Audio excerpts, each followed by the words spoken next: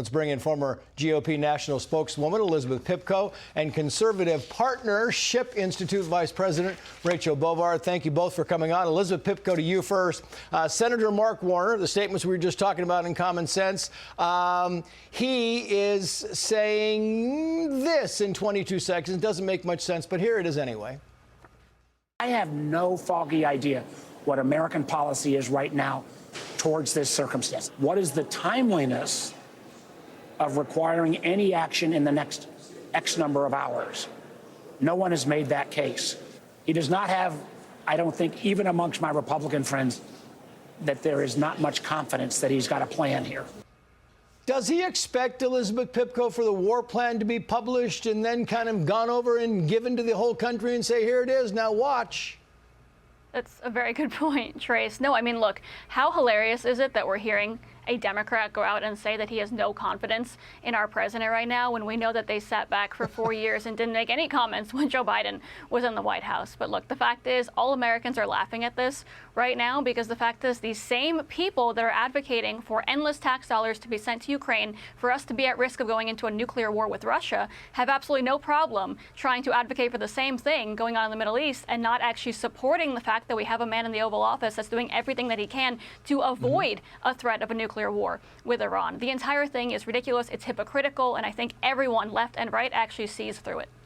Yeah, Elizabeth Pipko was kind of alluding there, if you can, Rachel, to the whole, former president not being with it altogether. Well, today, some Democrats who refused to participate in the hearing on Biden's mental capacity cover-up had this to say. Apparently, armchair diagnosing former President Biden is more important than the issues of grave concern which I have mentioned. This has nothing to do with cutting Medicaid costs, cutting Medicaid help, helping clean energy, keeping hungry kids fed. It's one of their many circus-like diversions. Makes me laugh, the biggest scandal of this century, and they apparently have bigger fish to fry, Rachel. Well, the funny thing is, every Republican wants to be focusing on preserving Medicaid, on, securing the border, on doing all those things. And they are in the president's reconciliation bill that every Democrat is probably going to vote against. But to your point, this is the biggest scandal in the modern presidency, and the country hasn't reckoned with it. We have to examine this. This is part and parcel of what Congress does. We have to look at this. We had a president who was, elected and then run by other people. We don't even know who. We don't know who was making decisions. We don't know who made the pardon decisions, a host of foreign policy choices. These are things we now have to look into if we're going to move on from this as a country. Meantime, I want to put this up on the screen because it's kind of big news. This is the graphic right here. Border Patrol releases in May of 2025, Elizabeth Pipko, 0. Last year, same time, 62,000. The Washington Examiner writes the following, quoting here, Border Patrol releases 0 illegal immigrants last month, down 62,000 from the previous year. The border is secure and the Democrats are silent. Is anybody surprised?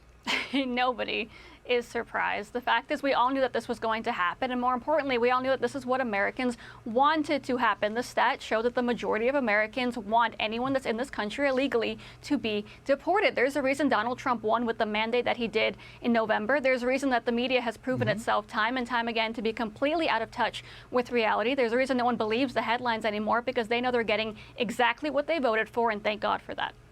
And because of what happened a year ago and beyond, Rachel, I want to play this video. It's brand new video. This is in Aurora, Colorado, okay? These are suspected Tren de Aragua members. They've all got guns. And at one point, there are 9 of them. And they line up. This is an apartment complex in Aurora. And they line up and they literally take aim at this one apartment complex. And because they did this, and it was brazen, and they had the guns, and they're all, it's kind of crazy. The police chief in Aurora was compelled to say the following. Watch. I look at these individuals like a cancer. They are not a benign cancer. They are a cancer that is causing victimization. They are a cancer that must be addressed. They must be cut out, and they must be stopped. And yet millions of them were let in, and who knows where they are and what they're doing. But here's an example, Rachel. Your final thoughts.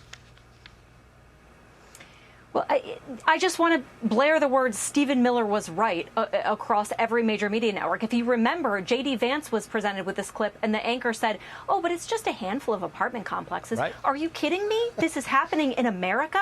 This is unacceptable. And the fact that this has been allowed and tolerated, and these people have been invited in, is a travesty in this country. President Trump is trying to enforce the law, and every Democrat standing in the way of that is endorsing what you just saw in that video clip. Yeah, Rachel Bovard, Elizabeth Pipko, thank you both. Hey, Sean Hannity here. Hey, click here to subscribe to Fox News YouTube page and catch our hottest interviews and most compelling analysis. You will not get it anywhere else.